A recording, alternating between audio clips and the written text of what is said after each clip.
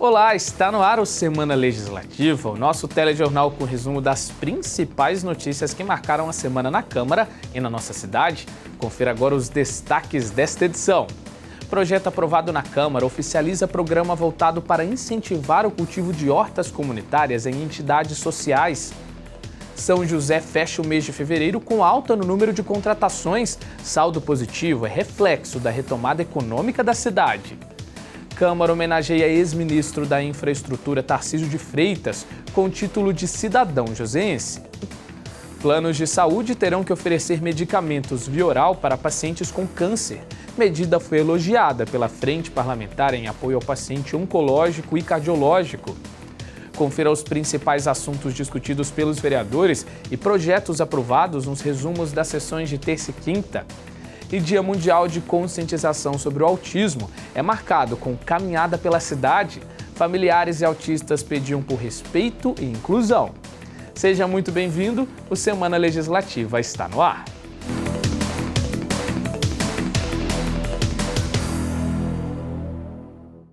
E fique agora com os destaques da última sessão, realizada na quinta-feira. A 19ª sessão do ano foi encerrada sem votação de projetos, depois de decorrido tempo regimental máximo de duração. O projeto que dispõe sobre as aposentadorias e pensões do regime próprio de previdência social dos servidores municipais em cargo de provimento efetivo, que seguia em rito de urgência, não foi votado, e por isso impediu a apreciação dos outros projetos. De acordo com a lei orgânica do município, matérias em rito de urgência têm que ser votadas em 45 dias. Passado esse prazo sem votação, ao sobrestamento da pauta, processo que trava a votação de outras propostas até que a matéria em questão seja apreciada. O projeto altera regras da aposentadoria dos servidores efetivos, como idade mínima, tempo de contribuição, cálculo do benefício e a proporção da pensão por morte, além de estabelecer normas de transição. Ainda sobre a proposta, durante a sessão, foi incluída para leitura a emenda 62, que trata do cálculo do valor da pensão por morte. A emenda foi apresentada pelos vereadores Fabião Zagueiro, Juvenil Silvério, Lino Bispo, Marcão da Academia, Marcelo Garcia, Milton Vieira Filho, Rafael Pascucci, Renato Santiago, Robertinho da Padaria, Roberto Chagas, Roberto do Eleven e Zé Luiz. Ainda na sessão foi incluído para leitura o projeto enviado pelo Poder Executivo que concede 5% de reajuste salarial aos servidores públicos do Poder Executivo, retroativo a 1º de abril. O reajuste é extensivo aos servidores inativos e pensionistas, agentes comunitários de saúde, agentes de combate às endemias, bem como ao valor da Bolsa Auxílio dos estagiários. A sessão na íntegra você confere no nosso canal do YouTube. Uma medida provisória sancionada pelo governo federal obrigou os planos de saúde a garantir remédios de uso oral a pacientes que estão em tratamento contra o câncer. A proposta já passou a valer e foi bem recebida pela Câmara de São José. O Legislativo possui uma frente parlamentar em apoio ao paciente oncológico e cardiológico e defende a importância de políticas públicas na área. Os pacientes que estão passando por tratamento oncológico ganharam uma importante ajuda com a aprovação da medida provisória que torna obrigatória a cobertura pelos planos de saúde de remédios de uso oral contra o câncer. A nova norma, aprovada pelo Congresso em fevereiro, foi sancionada e já passou a valer no país. Segundo este médico, cirurgião oncológico, a mudança na lei vai gerar mais conforto aos pacientes. A gente evita com que os pacientes tenham que ficar se deslocando praticamente todos os dias, a depender dos ciclos de doença, a um hospital. A gente também acaba fornecendo mais conforto para que ele tome essas medicações em casa. A gente tira ele de um ambiente que, acho que para os pacientes principalmente, é um ambiente mais hostil, ter que ficar indo aos hospitais ou aos centros de infusões.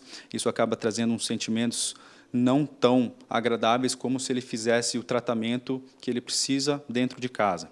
A nova medida estabelece que os planos devem oferecer o tratamento com os medicamentos desde que haja prescrição médica, registro na Anvisa e a inclusão do medicamento na ANS, a Agência Nacional de Saúde Suplementar. Além disso, os remédios precisarão ser fornecidos diretamente para os pacientes ou representantes legais em até 10 dias após a recomendação médica. Para este advogado, a lei aprovada vai facilitar o acesso dos pacientes aos medicamentos. Anteriormente a essa lei, o paciente tinha, muitas das vezes, na maioria dos casos, a necessidade de entrar com uma ação judicial para que esse medicamento fosse fornecido pelo plano de saúde, porque justamente não estava previsto no rol.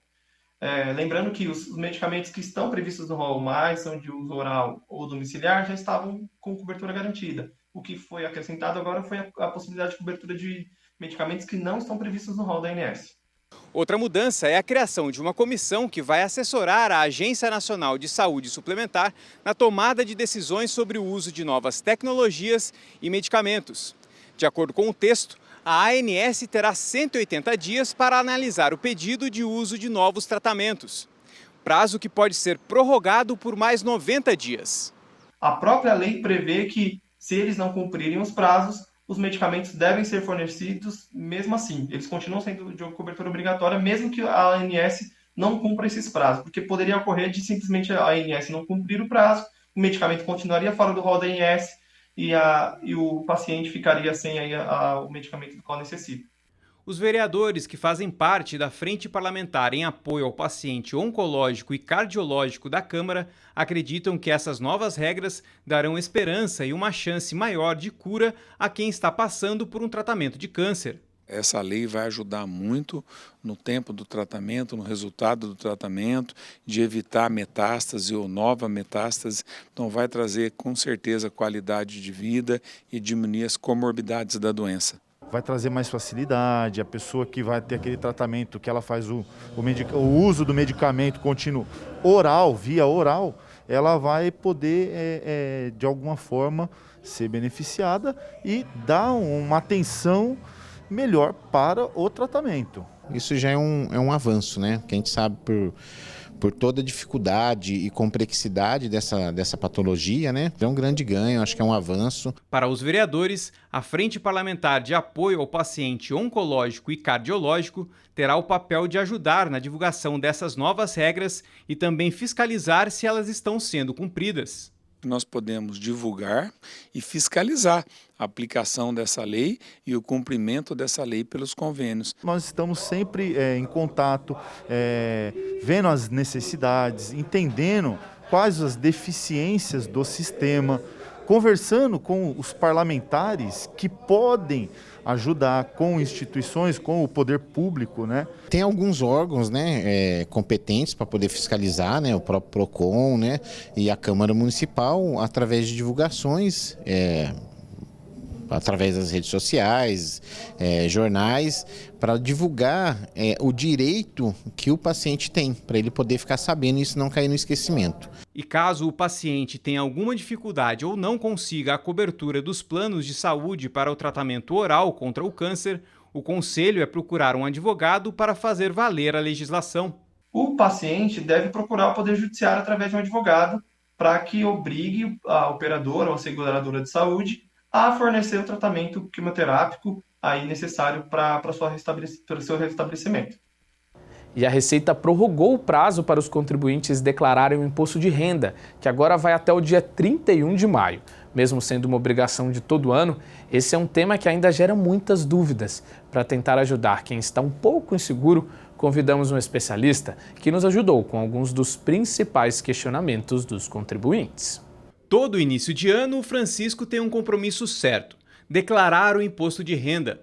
Mas apesar de ser algo recorrente, as dúvidas na hora de preencher os dados na planilha sempre aparecem. E para evitar erros que já custaram caro, o aposentado recorre à ajuda de um contador. A gente, como não tem a formação dentro dessa área acadêmica, assim, administrativa, gera muita dúvida. Então, o medo de fazer uma coisa errada, até inconsciente. Então, para poder fazer bem feito, a gente sempre procurou um profissional para poder fazer certo da primeira vez. A declaração de imposto de renda teve início no dia 7 de março.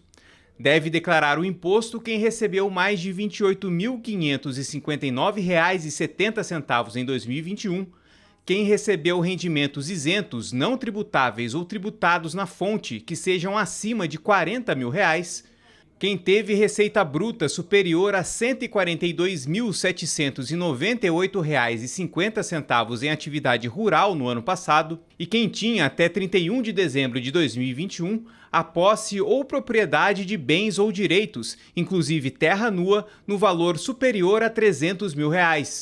A Receita Federal espera receber mais de 34 milhões de declarações neste ano. E a insegurança na hora de prestar contas ao leão não é uma exclusividade do Francisco. Por isso, levamos a um contador algumas das principais dúvidas sobre declaração do imposto de renda. Quais são as principais novidades para a declaração do imposto de renda deste ano? O carnê-leão, que você agora já pode importar direto do ECAC para dentro da sua declaração de imposto de renda. O carnê-leão, que é o livro caixa, o carnê-leão, que muita gente chama, né? Outra novidade seria aí que você também pode importar uma declaração pré-preenchida através do ponto .gov. No ponto .gov tem que ser classificação ouro para você conseguir trazer essa declaração para dentro da sua declaração, essa declaração pré-preenchida, né? Quais os documentos devo reunir? Os principais são os documentos pessoais, né? CPF, RG, título de eleitor, endereço, né? Todos os informes de rendimentos, né? Também tem que mandar os informes bancários, as movimentações bancárias que teve e demais correlatos, né? Que podem vir a ser necessários, né? Sou microempreendedor individual. Devo declarar o imposto? Quanto a LCMEI, é facultado declarar. Ele não é necessário ele declarar a declaração de imposto de renda. Porém, é um direito que ele tem, né? Ele pode declarar, porque ali ele consegue comprovar, ele pode declarar que ele teve um lucro da MEI dele, né? Que a gente pode presumir esse lucro. Se for de prestação de serviço, a gente pode presumir que ele teve até 32% de lucro do que ele faturou. E declarar isso como, vai servir como um comprovante de renda para ele no futuro, aí, né, se ele precisar. Como saber se vou receber a restituição do imposto? O imposto de renda é um imposto anual. E as pessoas vêm ao longo do mês retendo o imposto na fonte. E nessa declaração, que você vai prestar conta, você vai fazer o ajuste. Se sobrou dinheiro, você vai ter direito à restituição. Se faltou dinheiro, você vai inteirar para pagar o imposto, porque ele é calculado uma vez no ano. E aí você vai ter direito a essa restituição. Quem devolve esse dinheiro para você é o governo. Ele devolve em lotes e você entra numa fila para determinado lote que o governo tiver esse dinheiro já em caixa para devolver para você. O que é preciso fazer caso caia na malha fina? Qualquer dado errado que colocar, a pessoa pode cair na malha fina. Caindo na malha fina, ela tem até, não é uma data coesa, mas ela tem até o dia 1º de janeiro para fazer as retificações e deixar em dia com essa malha. Caso ela caiu em malha, e ela está certa, que a declaração dela está certa, aí em dia de 1º de janeiro em diante, ela pode antecipar essa malha e mandar esses documentos comprovando que a declaração dela está correta. Aí a Receita dali para frente vai avaliar se a declaração estiver correta. Se caso ela não fizer nada, não mandar isso, a Receita vai fazer os cálculos, porque aí ela já está impedida de retificar, vai fazer os cálculos desse imposto e vai lançar isso em dívida ativa para a pessoa, né? O que fazer caso perca o prazo para a declaração? Se ela perder o prazo, aí não tem jeito. Ela já vai receber uma multa. E logo, logo a Receita também, se ela tem a obrigação de declarar e ela não declarou, logo, logo a Receita também vai tomar as providências dela, que a primeira coisa ela vai pôr o CPF como pendente, né? E ela vai ter que pagar essa multa se não declarou em dia, né? A multa, ela parte de R$ 165,74, é o mínimo da multa, mas ela pode ser maior, 20% do valor do imposto devido. E é importante lembrar que o prazo para declarar o imposto de renda, que iria até o dia 29 de abril, foi prorrogado para o dia 31 de maio. Portanto, quanto mais cedo for feita a declaração, mais tranquilo o contribuinte vai estar. Como é o caso do Francisco, o nosso personagem no início dessa reportagem, que já acertou as contas com o Leão. A gente tem muita coisa na vida para cuidar, então tem as pessoas que cuidam certinho, já é um problema a menos, vou cuidar de outra coisa que eu sei fazer, que eu respondo por ela. Então, a minha observação é essa: leu, entendeu, tem certeza do que está fazendo, tudo bem. Gerou dúvida, procura um profissional.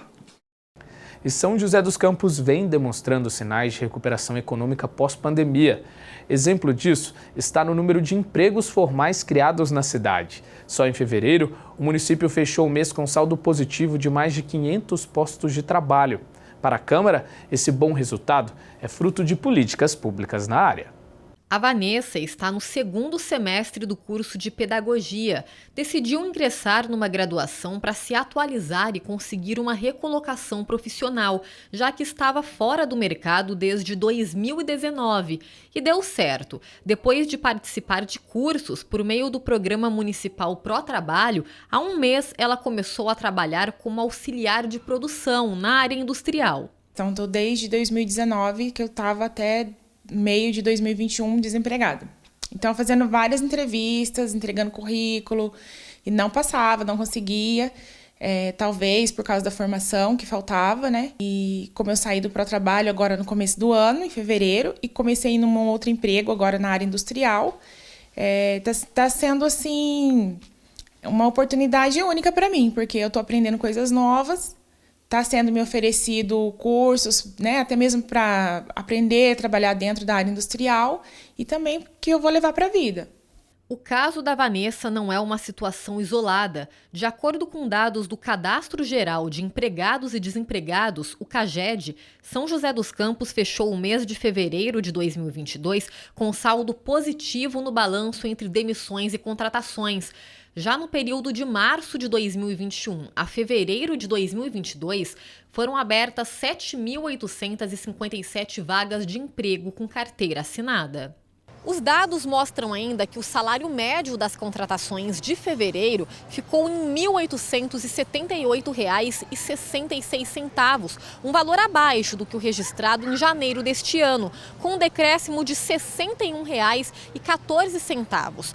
Ainda assim, os especialistas acreditam que aos poucos a economia volte a ficar aquecida, mesmo com as incertezas políticas deste ano. Pelo andar da carruagem, olhando esses números que você citou de fevereiro, também o de janeiro, talvez a gente chegue aí numa marca excelente de 10, 12 mil empregos. Vamos aguardar, né? Embora a gente perceba que existe muita rigidez, muita firmeza no processo produtivo, a gente também tem que considerar que é um ano que tem algumas incertezas do ponto de vista político, né? Mas eu acho que o cenário é bastante positivo e a gente vai ter essa conversa no final do ano, talvez com um número maravilhoso de geração de empregos. De acordo com o município, a indústria foi o setor que registrou o maior saldo positivo de vagas formais em São José, alcançando 285 novos empregos. Destaque também para o ramo de serviços, com 206 contratações, e a construção civil, com 107 vagas. Você vê a construção civil crescendo muito, existem dezenas de projetos em aprovação na prefeitura e a hora que eles forem ao mercado, isso gera muita vaga de trabalho. Você tem o setor de serviços, cada vez mais a cidade se consolida como centro regional de serviços para toda a macro-região, isso abre oportunidade de trabalho. Né? A indústria, que foi uma excelente surpresa, né, em fevereiro, 285 postos de trabalho com carteira registrada na indústria, é muita coisa. Os empregos industriais são mais difíceis de serem gerados. Então, a gente tem que comemorar muito, né, esse desempenho da indústria. E o comércio, que não teve um bom número, aparentemente ainda é o saldo dos empregos temporários do final do ano, né? Vamos aguardar um pouquinho mais para avaliar. E esse aumento de empregos formais não está restrito a São José, segundo o próprio CAGED. Isso porque o Brasil também alcançou saldo positivo na balança de contratações e demissões.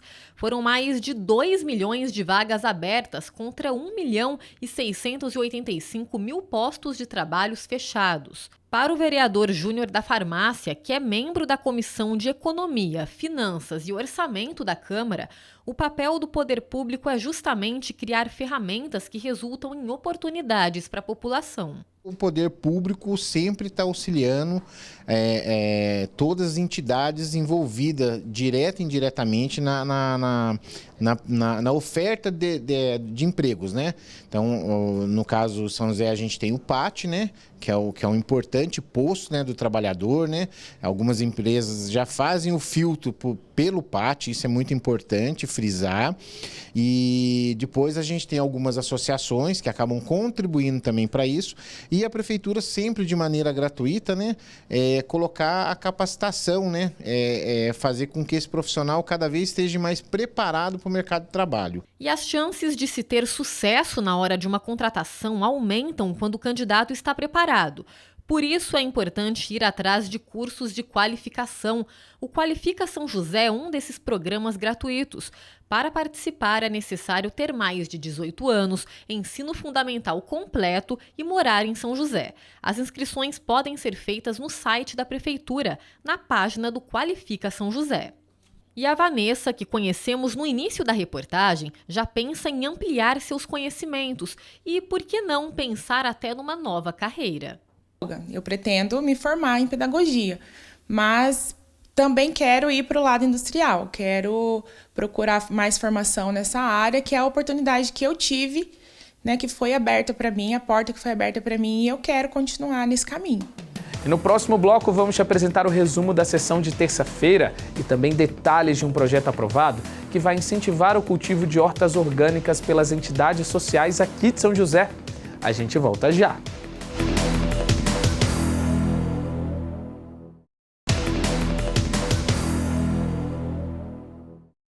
Estamos de volta com Semana Legislativa. Vamos ver como foi a sessão de terça-feira, que contou com a apreciação de documentos e o debate de assuntos de interesse público durante o Pinga Fogo? Entre os debates levantados pelos vereadores durante a 18ª sessão do ano, estavam temas como fiscalização, saúde, legislação municipal e educação. Na tribuna, o vereador Lino Bispo criticou o serviço de fornecimento de água na cidade. Segundo ele, moradores, assim como o próprio município, têm apontado problemas de falta d'água e questões de infraestrutura na rede de distribuição da concessionária responsável pelo serviço. Uma comissão especial de inquérito deve ser aberta na Câmara para apurar a situação. O vereador Júnior da Farmácia comentou sobre um projeto de lei apresentado por ele que autoriza o município a criar um programa que prevê a recuperação, manutenção e construção de pontos de ônibus a partir de uma parceria com pessoas físicas ou empresas. Um trabalho semelhante foi realizado com os pontos de ônibus da linha verde. Abordando a saúde no município, o vereador Dr. José Cláudio comentou sobre os trabalhos da Frente Parlamentar em apoio ao paciente oncológico e cardiológico e convidou os parlamentares a participarem de uma visita ao GAC, o Grupo de Apoio à Criança com Câncer. Ainda sobre o tema do acesso à saúde, a vereadora Juliana Fraga se posicionou contrária à proposta de terceirização do atendimento das UBSs da cidade. Segundo a parlamentar, a população tem reclamado que a medida precarizou o serviço. Focado na fiscalização, o vereador Rafael Pascucci apresentou ações de fiscalização realizadas por ele na cidade. Entre os trabalhos estavam visitas a serviços voltados para educação, segurança pública e qualidade de vida. O vereador Dr. Elton apresentou um histórico da sua atuação como parlamentar e anunciou a desfiliação ao MDB e o ingresso no PSC, Partido Social Cristão. A vinda do parlamentar ao PSC foi comentada pelo vereador Walter Hayashi, companheiro de partido.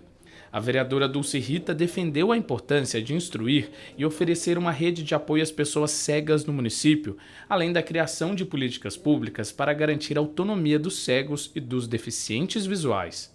Já a vereadora Amélia Naomi foi à tribuna para reivindicar aumento salarial dos professores municipais. Segundo a parlamentar, outras cidades do Vale têm pagado valores maiores de horas-aulas à categoria, se comparado a São José dos Campos. Os trabalhos em plenário também contaram com a apreciação de requerimentos, indicações e moções. A maior parte dos documentos solicitava à Prefeitura medidas de interesse público para a cidade, como podas de árvore, manutenção de ruas, troca de lâmpadas, reformas de quadras e órgãos públicos e rondas policiais nas regiões Sul e Norte. A sessão na íntegra você confere no nosso canal do YouTube. E um projeto aprovado na Câmara vai promover o cultivo de hortas aqui na cidade. A iniciativa, de autoria do vereador Roberto do Eleven, pretende doar mudas de hortaliças e legumes a entidades sociais cadastradas no Fundo Social, como forma de incentivar a produção orgânica e a alimentação saudável. Na comunidade Vida Nova, o trabalho manual na horta faz parte do processo de ressocialização dos acolhidos. O local recebe homens em situação de vulnerabilidade e serve como ferramenta para a retomada da autoestima e da vida em sociedade. Por aqui, são plantadas hortaliças, cheiro verde, pimenta e até mesmo frutas, alimentos que ajudam a compor a dieta diária. Tem ajudado muito, né? Tanto para o bem-estar da saúde deles, que é orgânico, e também alivia o custo da clínica, que é autossustentável, ajuda a sustentar a comunidade. Dada a importância do cuidado com a horta para a instituição, toda ajuda é bem-vinda. Por isso, é com gratidão que o Marcelo, presidente da entidade, recebeu a notícia do projeto de lei que oficializou o programa Mãos à Horta no município. Por meio do programa, a instituição que o Marcelo coordena e outras entidades vão poder receber mudas de verduras e vegetais para auxiliar no cultivo e na produção de alimentos. Eu acho o projeto muito importante, muito bacana, uma ideia maravilhosa, que isso tem que se alastrar e prolongar no país todo. E começamos aqui, louvado seja Deus, que vai ser ótimo para o próximo, né? Seja muito bom, foi um programa maravilhoso, uma ideia brilhante, no meu ver. O projeto, que vai instituir como política pública o programa Mãos à Horta, é de autoria do vereador Roberto do Eleven. De acordo com a matéria, as entidades cadastradas no Fundo Social de Solidariedade que tiverem interesse na proposta, além de ter acesso a mudas de hortaliças, plantas e legumes, também vão contar com orientação técnica para melhor aproveitamento do cultivo. Para o parlamentar, a iniciativa serve de apoio social às entidades, além de promover a saúde por meio de alimentos orgânicos. Essa também é a opinião da Marília, gestora do Fundo Social de Solidariedade de São José. De acordo com ela, por meio do projeto aprovado, o programa Mãos à Horta ganha força de lei e tem a continuidade garantida. Participar do programa é simples, basta a instituição se credenciar por meio do site Doa São José. Caso ela queira fazer parte, ela pode entrar no nosso site, no doasaojosé.com.br. Lá está disponível o edital de credenciamento. Basta ela se credenciar ao fundo que ela pode participar dos programas oferecidos. E assim, o programa do Mãos à Horta, ele pode ser tanto em canteiros, quanto em hortas verticais, quanto em vasos. Então, não há uma limitação do tamanho da entidade social para participar desse programa.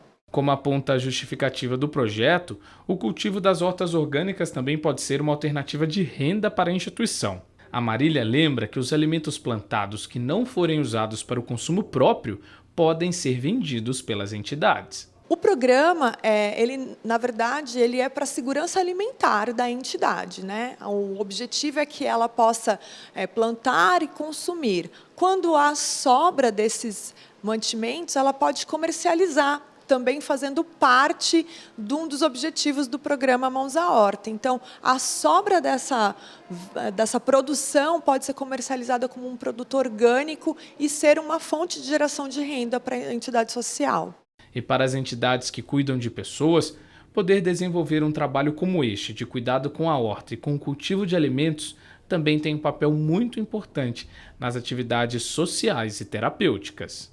E a gente ouve histórias, sim, de pessoas que estavam em recuperação e que, a partir do momento que foram lá cuidar da horta, mudaram de vida porque viram aquilo como um resultado, uma produção na sua vida. tem assim uma ressocialização entre eles mesmo, uma boa comunicação, um bom entendimento, aí traz a eles também uma boa amizade, como eles relacionar um com o outro e mantém uma calma entre eles, que ele está com a mente ocupada nesse momento.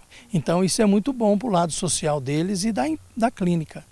E quem precisou cancelar uma viagem, show ou reserva por conta da pandemia terá que esperar até 2023 para conseguir o reembolso.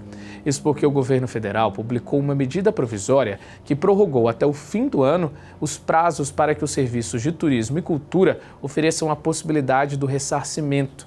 Para quem desistiu da viagem e não quer mais manter a reserva, o jeito é esperar para conseguir o dinheiro de volta. A pandemia impediu o Jordan de assistir aos shows de um festival de rock em 2020. Os ingressos foram comprados no final de 2019, mas com a alta nos casos de Covid, o evento precisou ser cancelado. Depois de mais de 2 anos de espera, o Jordan teve sorte e conseguiu reaver o dinheiro gasto. Eles adiaram o evento e falaram que iam dar o reembolso. Só que eu acabei, esquecendo. Passou ano passado, aí esse ano eu entrei no meu e-mail e vi lá, finalize seu reembolso. Eu falei, nossa, verdade, tinha o reembolso do João Rock. E aí eu finalizei, né, preenchi meus dados, coloquei o número do pedido, mesmo CPF da compra com o CPF para eu receber o dinheiro. E em uns 4 dias estava lá na minha conta já o reembolso. Quem comprou os ingressos para eventos que foram afetados pela pandemia, como foi o caso do Jordan, deve ficar atento. Isso porque foi aprovada uma medida provisória que desobriga os prestadores de serviços ou empresas de reembolsarem consumidores em casos de adiamento ou cancelamentos. Isso se houver a possibilidade de remarcação ou créditos disponíveis para uso até o dia 31 de dezembro de 2023. Como apontou o governo, a medida foi tomada para aliviar os setores da cultura e turismo dos impactos financeiros causados pela Covid-19. Bom, a medida ela foi, na verdade, prorrogada, ela já existia, foi prorrogada desde o dia 22, então quem contratou um serviço ou comprou alguma coisa desde o dia 22 de fevereiro, ele vai ter estendido o prazo para receber o reembolso. Se ele comprou uma passagem de avião e por algum motivo foi cancelada o voo, ou então ele não vai poder viajar por problemas da pandemia, Covid, algum motivo, a empresa, a companhia aérea, vai ter até o dia 31 de dezembro do ano que vem para remarcar esse voo ou então para reembolsá-lo. Além dos shows e espetáculos, as regras valem também para viagens e outros serviços. Funciona para serviços e para consumo, né? Então, pacotes de viagem, formatura, eventos de casamento, festas, qualquer coisa que seja intermediária, né? Que seja afetada pela pandemia, serviços e compras estão abrangidas por essa medida. Mas para ter o reembolso ou os créditos dos serviços contratados, a advogada lembra que é preciso que o consumidor esteja atento ao acordo firmado e tenha todos os comprovantes da negociação com a empresa. O importante é o seguinte, você ter o comprovante de que você pagou, seja por PIX, comprovante de transferência bancária ou o extrato do cartão. E a primeira medida foi cancelado um voo, foi cancelada uma compra, foi cancelado um contrato de festa de formatura, ter o contratinho ou ter o comprovante de pagamento, entrar em contato com a empresa por e-mail, deixar tudo muito bem documentado, tentar administrativamente trocar ou receber o reembolso e documentando as negativas ou então as respostas da empresa. Cuidados que o Jordan diz que terá na compra dos ingressos para os próximos shows e festivais. Depois desse episódio aí da pandemia e de reembolsos, vou ficar muito mais atento a todas as letrinhas miúdas que tem, porque são coisas inevitáveis, né? Não tem controle, a gente não tem controle, o evento não tem controle, mas ninguém saindo lesado tá bom. No próximo bloco, Câmara homenageia ex-ministro da Infraestrutura Tarcísio de Freitas com título de cidadão joseense e Dia Mundial da Conscientização sobre o Autismo ganha caminhada em São José. A gente volta já.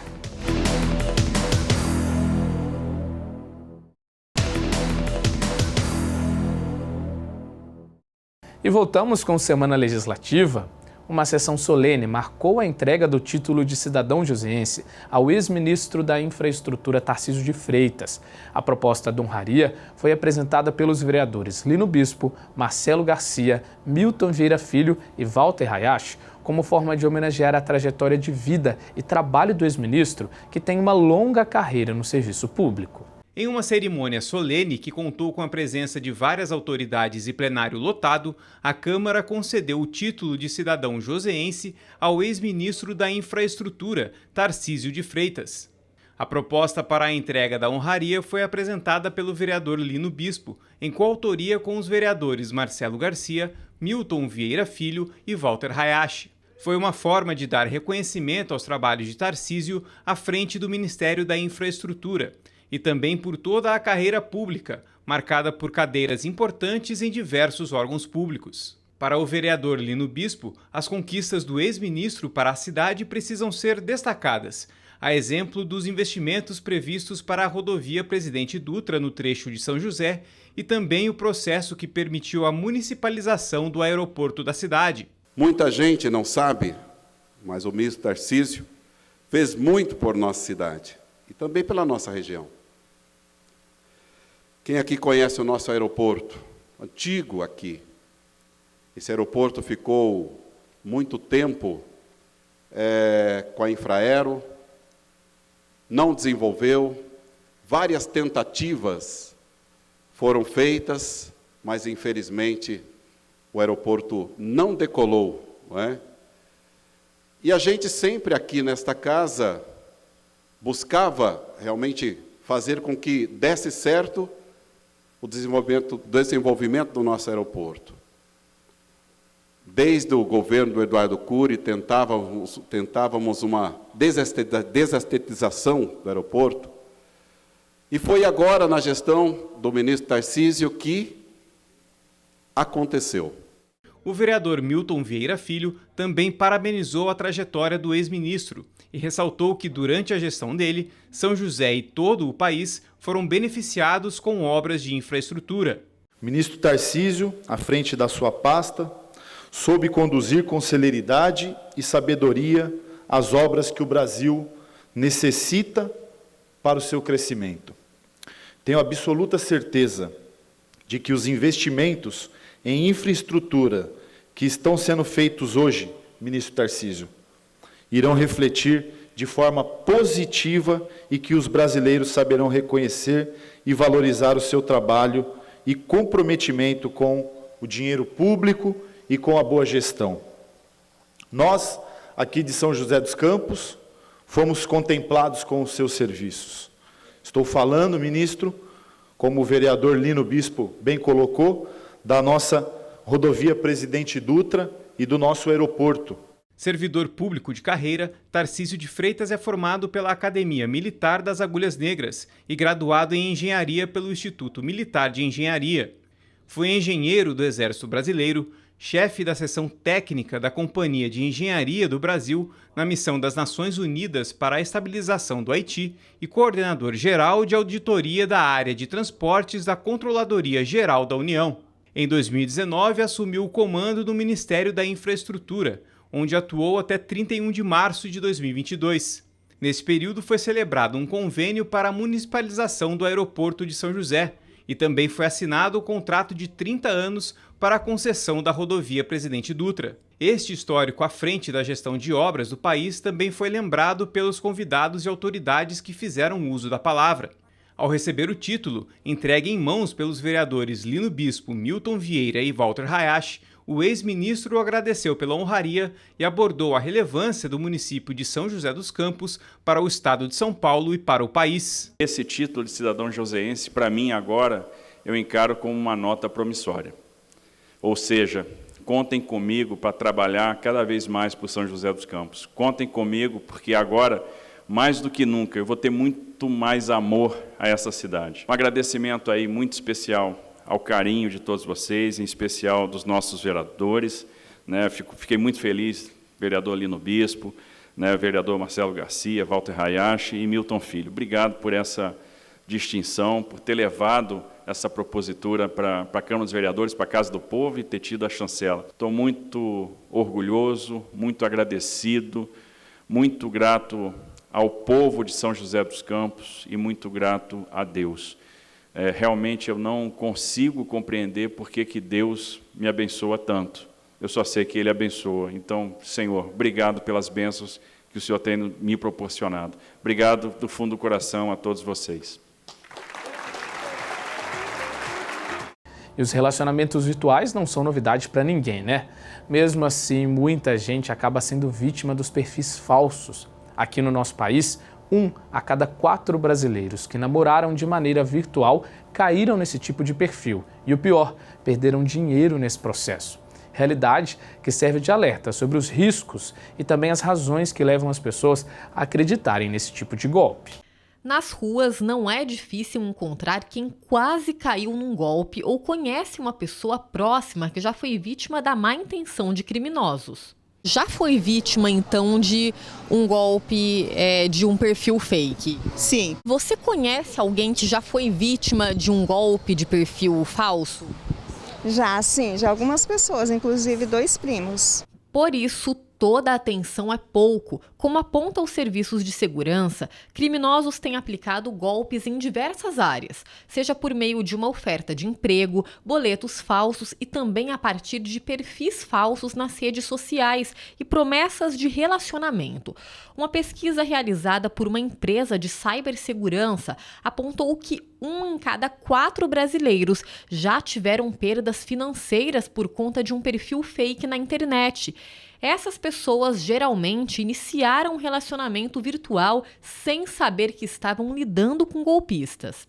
O advogado criminalista Antony Cimino reforça que é preciso ter cautela. Desconfie, por exemplo, se uma pessoa que você acabou de conhecer começar a te oferecer presentes, criando uma série de expectativas. Desconfie de tudo o que a pessoa falar que for irreal. Uma pessoa que acabou de conhecer alguém não vai oferecer luxos, viagens, dinheiro a troco de nada. Então, sempre que conhecer alguém, procure saber mais sobre aquela pessoa, faça perguntas do dia a dia, peça áudios, chamadas de vídeo. Essa psicóloga explica que os criminosos se aproveitam, na maior parte dos casos, da fragilidade emocional das vítimas e qualquer demonstração de confiança pode acarretar em chantagens. Explorando a ganância, a carência, o desejo sexual, a fragilidade de um momento e a vontade de ajudar alguém, que os golpistas têm tido sucesso em enganar as pessoas e trazendo prejuízos financeiros e psicológicos para as vítimas. São situações, por exemplo, de um namoro à distância que aguçam, a imaginação e acabam levando a pessoa a estar compartilhando fotos íntimas, e isso abre um caminho para a extorsão. Portanto, fique atento a algumas dicas. Preste atenção na quantidade de amigos nas redes sociais. Procure a pessoa com quem está conversando em outras redes de relacionamento. Se receber pedido de dinheiro ou para enviar fotos íntimas, ligue o sinal de alerta. Se já tiver caído no golpe, não se culpe, denuncie. Não tenha vergonha de informar tudo o que se passou, pois todas as informações são muito importantes para a polícia fazer o trabalho de investigação. As informações mais importantes que a pessoa poderá fornecer à polícia é, por exemplo, o número de celular e o URL do perfil que praticou o golpe. Com essas informações, a polícia poderá iniciar a investigação e identificar quem é o criminoso. Através de eu compartilhar essas informações, eu ajudo outras pessoas a não caírem no mesmo golpe. Hoje em dia existem vários blogs que foram criados para ajudar a identificar perfis fakes, fotos falsas, a mesma história, porque esse crime hoje ele é caracterizado como estelionato sentimental. É um crime teatral, onde ele envolve a vítima, onde ele cria uma história amorosa de sedução. Por se tratar de um golpe virtual, é mais difícil encontrar quem são os criminosos, mas é possível identificar a origem dos ataques, por exemplo. Quanto ao ressarcimento, a questão é um pouco mais complicada. Em muitos casos, o fraudador já gastou todo o dinheiro. A recuperação desse valor dependerá se ele tem ou não tem fundos. Por isso, a vítima ficará dependente de quanto essa pessoa tem na conta, se possui algum bem para ressarci-la. Além da questão financeira, os golpes também afetam o emocional das vítimas, já que muitos se veem em uma situação de dependência. O aprendizado que fica é sempre questionar ou desconfiar de muitas promessas que não saem do ambiente virtual. As tecnologias vieram para encurtar as distâncias e facilitar o nosso dia a dia, mas precisamos saber lidar com elas. Para marcar o Dia Mundial de Conscientização sobre o Autismo, comemorado este mês, São José dos Campos recebeu uma caminhada que reuniu dezenas de pessoas com o objetivo de dar mais visibilidade ao tema. A Câmara também foi representada no evento. 2 de abril é o Dia Mundial de Conscientização do Autismo e, para aproximar a população do tema, cerca de 60 pessoas participaram de uma caminhada no bairro Urbanova. Acompanhadas dos pais e familiares, crianças e jovens saíram às ruas em volta do Parque Ribeirão Vermelho, carregando uma mensagem que pedia por respeito, visibilidade e inclusão. O Caio é um dos organizadores do evento e conta sobre a importância de acolher as pessoas autistas. Nós entendemos que a inclusão ela tem que ser feita com amor. Nós temos que compreender as crianças, nós temos que buscar a melhor maneira de ensiná-las, buscar o melhor método de poder fazer com que ela aprenda, fazer com que ela desenvolva, fazer com que ela entenda todo o contexto que está vivenciando. Segundo o relatório do CDC, importante Departamento de Saúde dos Estados Unidos, 1 a cada 44 crianças possuem autismo. É o caso do Henrique, de 10 anos. A Camila, mãe dele, sabe as dificuldades na busca por acesso. Então a gente passa por um período de angústia, depois de aceitação, né, do diagnóstico, do luto por esse diagnóstico, por a gente estar entrando num mundo que ainda é muito desconhecido. E eu acho que o dia de hoje serve também para isso, né, para a gente divulgar cada vez mais informação a respeito do autismo, porque a falta de conhecimento a respeito deixa a gente com muito medo. E aí, às vezes, o conhecimento vai iluminar a gente para a gente conseguir entender que existe muito potencial nessas crianças. A Thaís é fonoaudióloga e trabalha com crianças autistas há 5 anos. Como especialista, alerta sobre alguns sinais que podem indicar o transtorno do espectro autista. Já é possível perceber a partir de 1 ano de idade. Então, por exemplo, falta de contato visual, falta de atenção compartilhada, que é compartilhar o mesmo interesse, pode ser no brinquedo, pode ser num objeto, né? O avião passando, alguma coisa assim. Outro sinal é o interesse restrito e algumas estereotipias. Então, interesse restrito pode ser interesse só no dinossauro ou só na rodinha do carrinho. E estereotipias tem alguns balanceios de corpo ou balanceios com as mãos. Para o vereador Fernando Petiti, que participa da Frente Parlamentar de Apoio à Pessoa com Autismo, a criação de políticas públicas, somada ao trabalho junto ao Poder Executivo, pode auxiliar em campanhas e ações voltadas para a conscientização sobre o tema, a exemplo da caminhada. É importantíssimo que a gente tenha ações como essa, né, que a gente participou dessa caminhada, e também faz com que incentive cada vez mais, não só eu, mas os demais vereadores, né, temos uma frente parlamentar em defesa da pessoa com autismo, a criar políticas públicas, né? Importantíssimo que a gente venha, né, possa ouvir os pais, saber o que eles estão querendo, principalmente para a educação e para a saúde, que são 2 pontos importantíssimos nessa causa. E a lição que fica é de acreditar na capacidade, autonomia e desenvolvimento das pessoas autistas e questionar em como podemos ajudá-las. O autismo ele não é uma doença, o autismo não se cura, se compreende. Chorei, eu se sorri, o importante é que emoções eu vivi. E o Semana Legislativa fica por aqui. Até a próxima!